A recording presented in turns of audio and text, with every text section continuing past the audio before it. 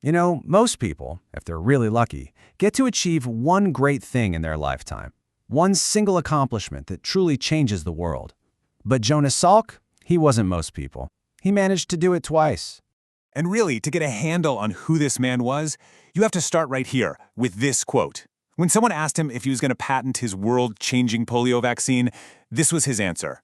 It just says everything, doesn't it? It tells you this was a man whose mission was way, way bigger than just one discovery. Look, most of us know his name for conquering polio. That was his first massive win. But his second triumph, well, that's what really defined the rest of his life. And it was all about creating an entirely new way to think about science itself.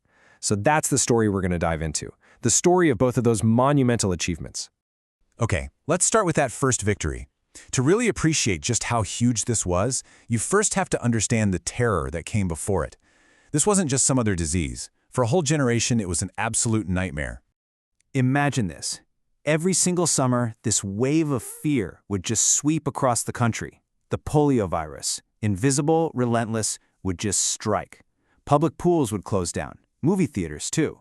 Parents would cancel their kids' birthday parties because they were terrified their child might be the next one to end up on crutches, in a wheelchair, or inside a dreaded iron lung. All that desperation fueled this incredible national effort. You had the March of Dimes, with everyone from Lucille Ball to Elvis promoting it, raising money door to door. And this all led to the largest medical trial in history.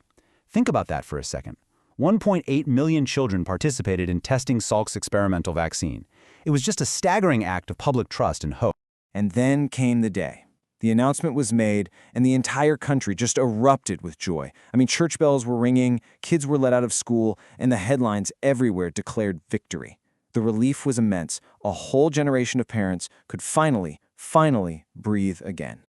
But here's the thing. Salk's victory wasn't the final word, at least not in the scientific community.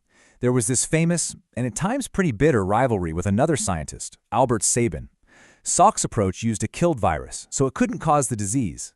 Sabin used a live but weakened virus. It kicked off this fierce debate over the best way to get immunity, which is a great reminder that even these world-changing breakthroughs are rarely simple. So after this incredible success, Salk could have just retired a hero, right? But he was just getting started. He turns his focus from a biological problem to a philosophical one. I mean, really, what do you do for an encore? For Salk, the answer was to try and revolutionize the very process of scientific discovery itself. He wanted to change how science was done, period. He had this vision for what he called a crucible of creativity. It wasn't going to be a typical university or some stuffy lab. It would be a special place, a kind of research sanctuary, where brilliant people were just free to explore, free to collaborate, and free to tackle the biggest questions out there without the usual constraints. Salk's whole vision was really about freedom. He wanted unorthodox collaborations, not just among scientists, but with humanists and artists too. The goal was to get to the basic principles of life by creating an environment where creative minds would constantly bump into each other, interact, and challenge one another. And with some seed money from the March of Dimes and a gift of 27 acres of beautiful coastal land from the city of San Diego, this bold vision started to become a physical reality. Salk knew that the building itself had to be inspiring.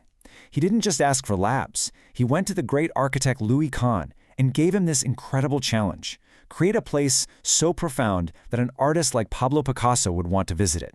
And this was the result, an absolute masterpiece of architecture.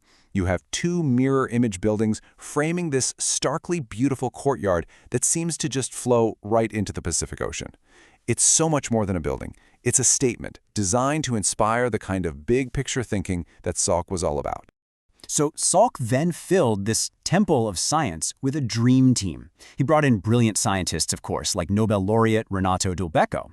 But true to his vision, he also brought in a mathematician and humanist like Jacob Bronowski, the guy famous for his series The Ascent of Man.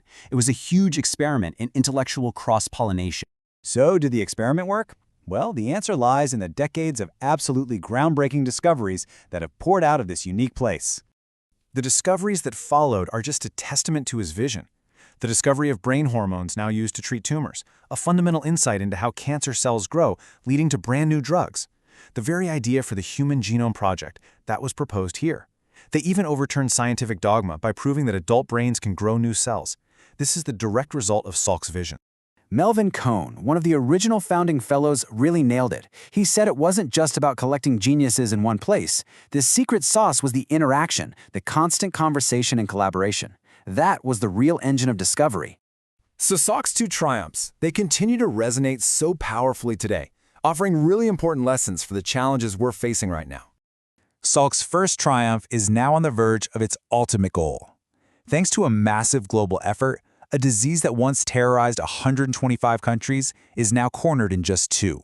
We are on the brink of eradicating polio from the planet forever. I mean, just think about how profound that is. Salk himself said that one of his greatest satisfactions was meeting young people who had no idea what polio even was. His work had been so successful, it made an entire generation's greatest fear a forgotten memory. And that brings us to a crucial question for our time. We're facing new diseases and, ironically, a growing distrust in the very science that saves us. So what can we learn from the Salk way? From his legacy, both the vaccine and the Institute, what can that teach us about the power of collaboration and public trust? And maybe the answer is right here. The Salk way isn't some formula you can just define. It's an atmosphere. It's something you feel. It's a community of scholars who interact, who thrive on each other's knowledge, and are inspired to do amazing cutting-edge research.